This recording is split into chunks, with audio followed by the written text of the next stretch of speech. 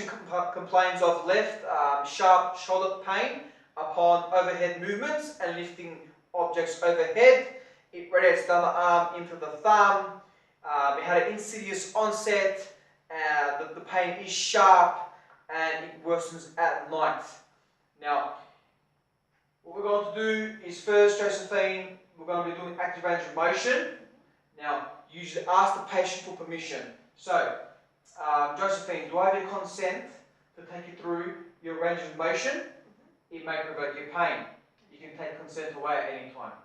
Okay? So first we're going to be doing shoulder flexion. So Josephine, thumb up. Now could you please bring your arm, keep your arm straight and bring it towards the ceiling.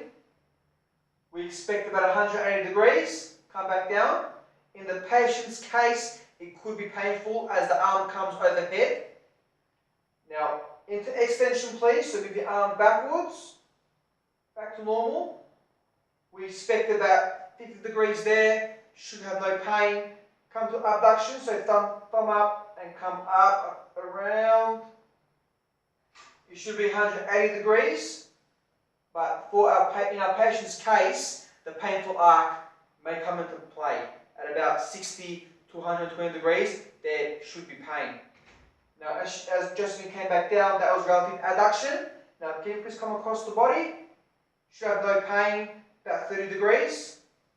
Back to normal. Now, bring the arm up. And I want you to go, turn your arm in. This internal rotation, we're expecting 60 to 100 degrees in between. It should be painful as the tendon gets stretched. Now, from here, Josephine, could you please bring it back to normal? And our external rotation, and again, about 70 to 90 degrees. And in between external rotation and internal rotation, we have the 150 degree arc. Now, from here, if the patient does have pain in abduction, Josephine, could you bring your arm to the side? Now turn your arm in towards your tummy, and then back out. And from here, we can also do, so Josephine, could you please bring your arm up? We could do horizontal extension all the way back. That's about 30 degrees. And then across your body, horizontal adduction, 130 degrees. And back to normal for you, Josephine. Close to your ears. Yeah, back to normal. And try to bring your shoulders down if you can. It's good. Back to normal. Now try and bring your shoulders forward. That's good. Back to normal. And now try and bring your shoulders backwards.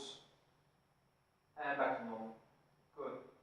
I'll be doing passive range of motion to test the inner structures as the contractile structures turn off. Josephine, do I have your consent? Okay, if there's any pain at any moment, you can tell me to stop. Okay. So first thing we do is take the shoulder into flexion.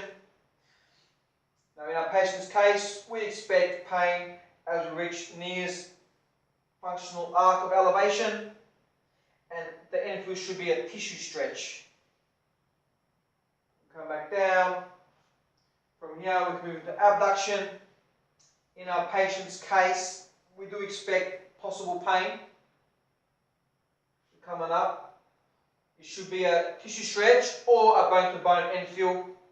From here we can go to relative adduction. Come across the body. End feel should be tissue approximation. From here we can do internal and external rotation. So support the elbow, external rotation, and then internal rotation.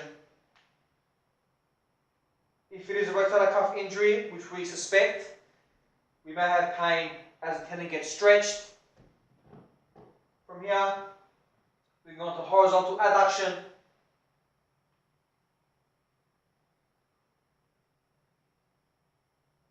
Tissue approximation infill or tissue stretch, and a horizontal extension with an infill of a tissue stretch. Now from here, Josephine, could you please lie down on the opposite end of the table? This is for passive range of motion for extension. So quite simply, bring the arm up, very gentle. And in our patient's case, there should be no pain. We're doing resist the range of motion to test the contractile structures and also the nerve innervating the muscles. This will help us separate the inert structures from the contractile structures. So, Josephine, could you please give me resistance? 20% of your strength. 1, 2, 3. Any pain? In our patient's case, upon external rotation, we expect weakness. Now, we'll support the elbow. Take it off, stretch, and resistance. 1. Any pain? From here, we go on to adduction. Give me resistance, please, as I push. Yep. We'll go into abduction. We can go, take it off, stretch, and go on to flexion. So, give me resistance. And extension. Just give me resistance. From here, come across, take it off, stretch, and go into horizontal flexion. 3. And then horizontal extension, hold for 3 seconds. And relax. In our patient's case again, external rotation should be weak and abduction also should be painful. These are our orthopedic tests. The first one we have chosen is Hawkins-Kennedy because it has a high sensitivity for rotator cuff pathologies. So, I'm going to take the affected side into 9 degrees of flexion in the shoulder range of motion. Take the elbow into 9 degrees of flexion. I'm going to support the elbow and take the arm into internal rotation. Then this should compress the structures in the subacromial space and help stretch the tendon. If there is pain elicited at the end of the movement, we can suspect that it is a rotator cuff pathology. Our next test is the NIAS test. We have chosen this test because it has a high specificity for shoulder impingement, so we're trying to rule it in. I stabilize the scapula on the injured side, have the arm in internal rotation and elevation.